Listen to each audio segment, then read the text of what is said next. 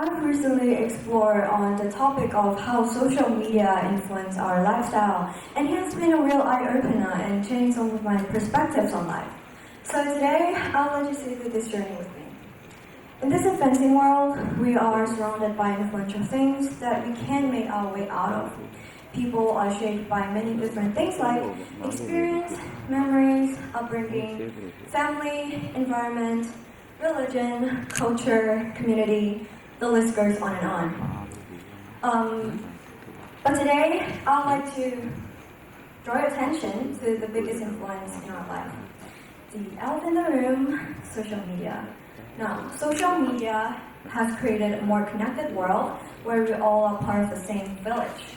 We're like a close-knit community that is able to share our thoughts and ideas and connect with people worldwide. Like right now, we are brought together in this place by the internet and social media. I do believe that social media is a powerful tool for business-related content, but for the majority of us who are utilizing it as a source of entertainment, it could bring undesirable consequences. We are constantly bombarded with ads and algorithms that are designed to prey on our natural impulsive tendencies and desires, keeping us scrolling and constantly seeking more. TikTok, for example, is a new platform where everyone is overthinking what they do. The most recognizable trend is the haul videos. So these haul videos are a great example of that obsessive consumerist culture that social media created. So we often see people showing enormous stack of clothes and all kinds of purchases. These videos create unrealistic, unhealthy consumerism that we often see on social media, and they are often create like maximalist approaches to our lifestyle. One of the biggest issues is how they can be a distraction from a more healthier and protective activities, and how they can be a distraction from your life or yourself. I was one of the social media victims, or one of the victims of social media addiction. I used to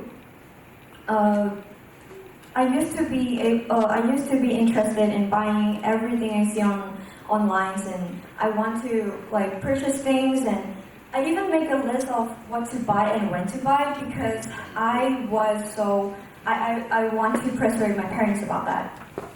But now I realize that all of these things are creating unrealistic, and moreover, they're making a lot of us going into unnecessary debt.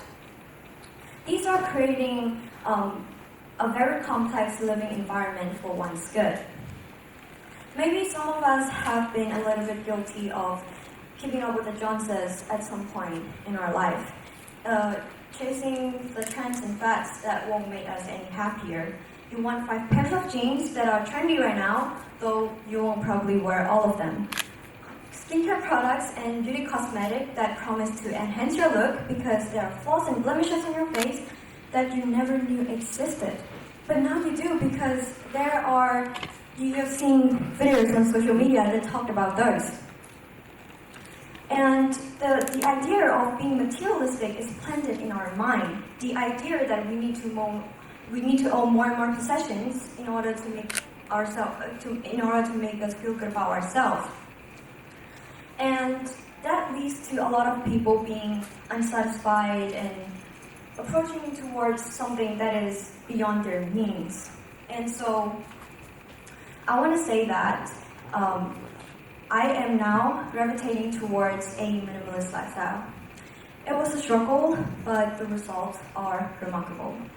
And I want to point out a common misconception about minimalist lifestyle. It's not about having to get rid of things and declutter things in order to achieve it. It involves decluttering in your social life, in your mindset, in your community, and all aspects of your life that are necessary and definitely dispensable. Minimalist lifestyle is something that you can live without. You can live without constantly chasing after the newest thing.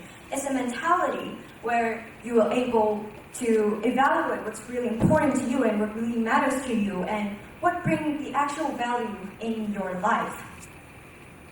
I would admit that it was a struggle, but it felt nice getting out of the comfort zone. And I want to say that minimalist is such a powerful thing that many of us neglect. Minimalism, we often see it in architecture, in design, or aesthetic, and so on, but it's diverse and much more than that. So thank you for such an interesting topic. So what I'd like to ask is, how did you success minimalizing the influence of social media? I try to minimize a lot of things. Like, I used to be addicted to social media, especially on TikTok, and I've been a little bit of like guilty for spending a lot of time on social media. And I try to think, is it worth it? And I try to recognize all of the things and all of my ability, all of my like behavior towards it. And so I try to practice mindfulness and meditation at sometimes. I try to read books and recover from those addiction. And now, yeah, it was remarkable, and I really like this lifestyle now. Okay, yes, so thank you for